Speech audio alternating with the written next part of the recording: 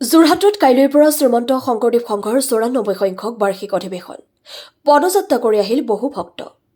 উত্তৰ পূৰ্বাঞ্চলৰ সৰ্ববৃহৎ ধৰ্মীয় তথা সামাজিক অনুষ্ঠান হৈছে শ্ৰীমন্ত শংকৰদেৱ সংঘ।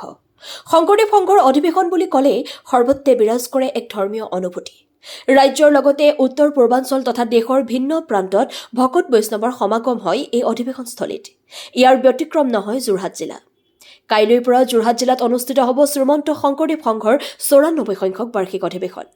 ইতিমধ্যে অধিৱেশন উপলক্ষে সম্পূৰ্ণ প্ৰস্তুতি সম্পূৰ্ণ কৰি তোলা হৈছে।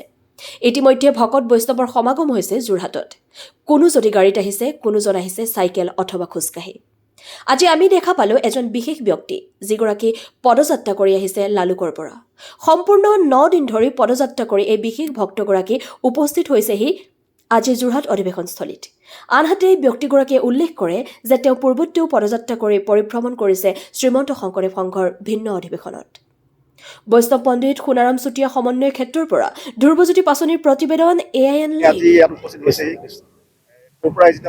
কৃষ্ণ জয়গুৰু শংকৰ সকলোকে ভক্তিৰ সেৱা নিবেদন কৰিছোঁ। আপোনালোকৰ শ্ৰীচৰণ আমি লখিমপুৰ জিলা লালুক নাওবৈচাৰ লালুক প্ৰাথমিকৰ সংগী। আমি লখিমপুৰৰ পৰা 22 জানুৱাৰীত আমি ওলাই আহিছোঁ।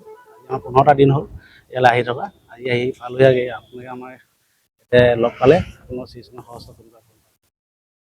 যিকোনো খবৰ আৰু বিজ্ঞাপনৰ বাবে যোগাযোগ কৰক 7896121996 লগতে 7002537271 আৰু 9854011916।